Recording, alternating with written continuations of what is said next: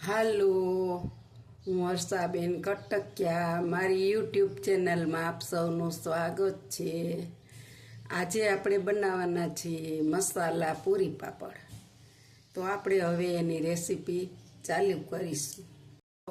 આપણે હવે ગેસ ચાલુ કરીશું. માથે તપેલું મૂકી દઈશું અને હવે આપણે એમાં 1 લોટો પાણી નાખીશું.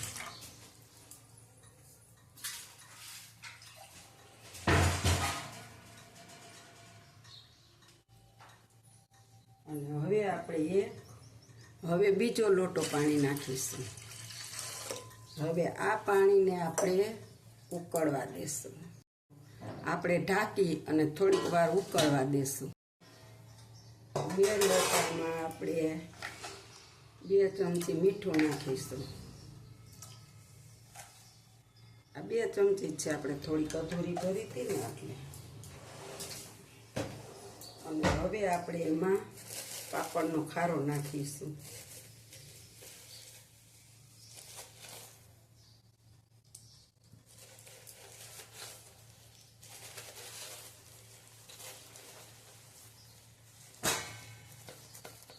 પાપડનો ખારો આપણે 2 ચમચી જ નાખીશું, એથી વધારે નથી નાખવાનું. અને હવે આપણે આને ઢાંકી દઈશું. આપણું પાણી ઉકળી ગયું છે, આપણે જોઈ શકો છો. હવે આપણે એમાં નાખીશું તલ અને 1 જરી કે વાઈજમાં.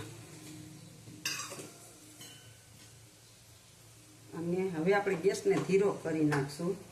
થોડીક નાખીશું કોથમીર.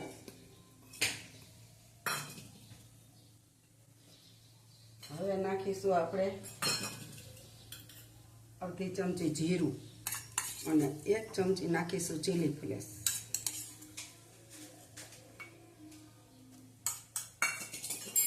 હવે આપણે ગેસને ધીરો કરી નાખ્યો છે અને હવે આપણે લોટ નાખતા જઈશું અને હલાવતા જઈશું. ખીચી બનાવવાની છે.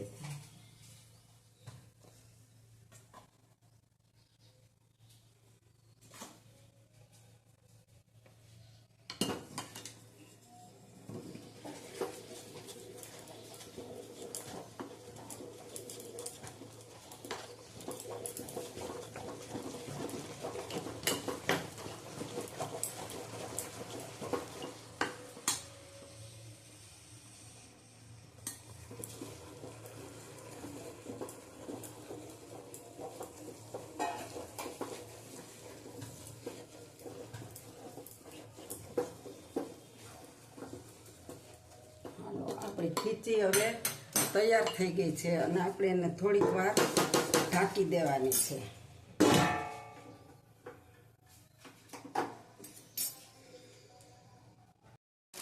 આ કોથળી લીધી છે, એની અંદર આપણે તેલ લગાડીશું. જો આ તેલ છે ખાવાનું, મીઠું સિંગ તેલ આપણે આની અંદર લગાડી દીધું. અને હવે આપણે આની અંદર ખીચી કાઢવાની છે.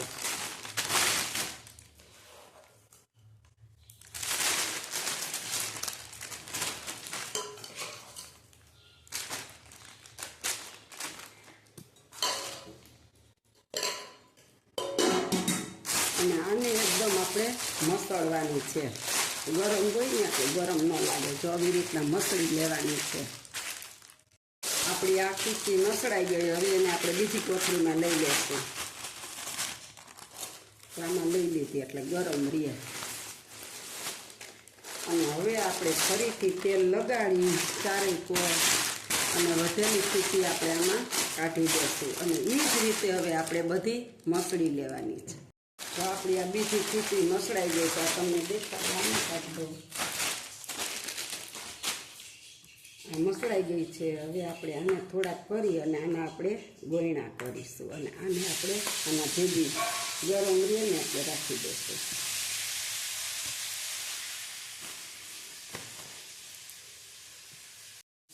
તો આપણે આવી રીતના ગોયણા વાળી લીધા બધા.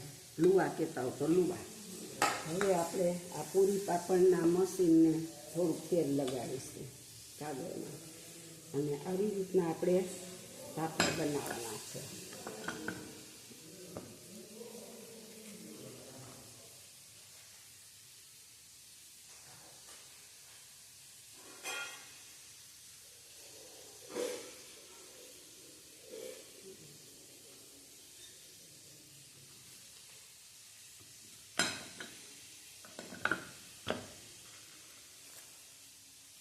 આવી રીતે આપણે બધા પાપડ બનાવી લેવાના છે.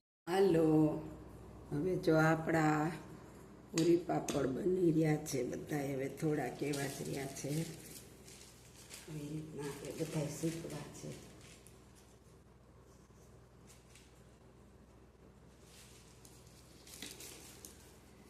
આપણે આવી રીતના બધા જ પૂરી પાપડ બનાવી લીધા.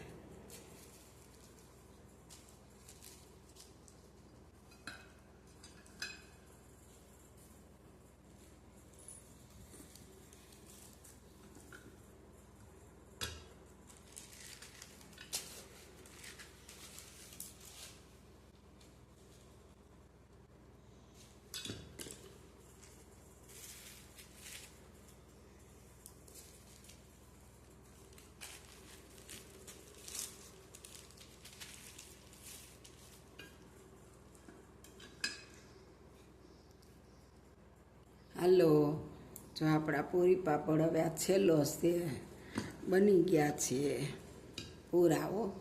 હા, હાલો, જો હું આપને બતાવું કે 2 લોટાની ખીચીમાં આપણે કેટલા પાપડ બનાવ્યા.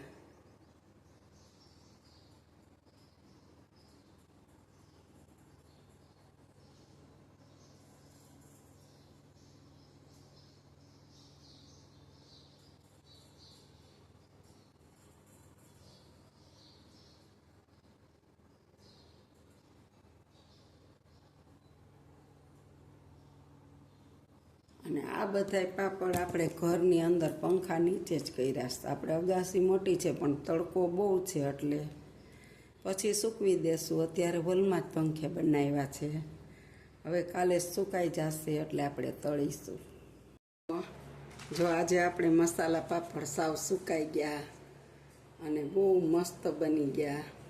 જો કેટલા સરસ દેખાય છે, લાલ ને લીલા ને કોથમીર ને જીરું તલ ને બધું. હવે આપણે આને તેલ મૂકી દઈને તળી લે. આપણે તેલ મૂકી દઈશું છે ગરમ થઈ જાય એટલે હવે આપણે આ પાપડ બનાવ્યા છે ને એ તળવાના છે, મસાલા પાપડ. આપણે ચેક કરી જોશું જરીક કે આપણું તેલ આવી ગયું.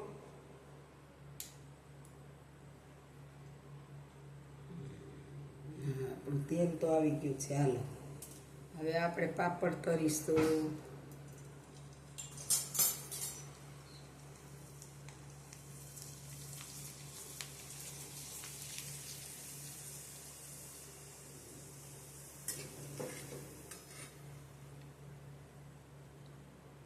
આપણો પાપડ સાવ નાનો હતો. આપણે પહેલાં જરીક ફાટી ગયો હતો ને જોયું તેલ આવ્યું જ કે નહીં એમ. હવે આપણે સરસ પાપડ જોવું કે તેલ આવી ગયું છે. આપણું સરસ મજાના પાપડ થઈ ગયા છે આપણા.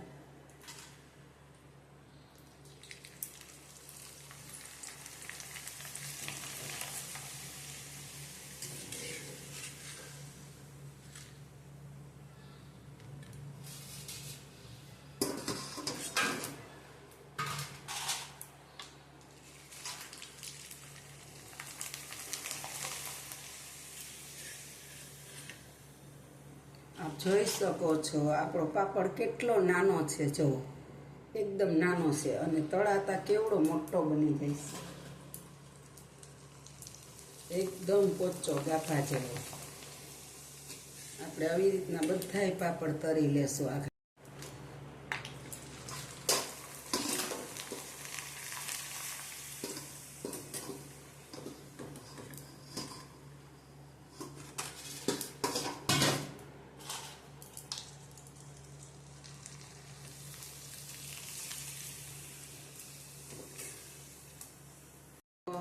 જો આપણા પાપડ બધા તળાઈ ગયા. હવે મસ્ત ફૂલી દળા ગયા.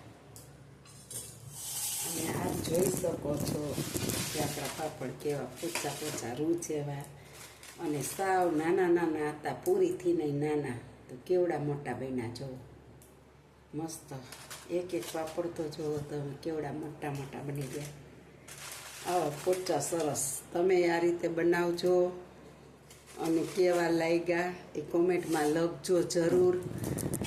અને લાઈક કરજો, શેર કરજો, બેલ લાઈક બટન દબાવવાનું ભૂલતા નહીં.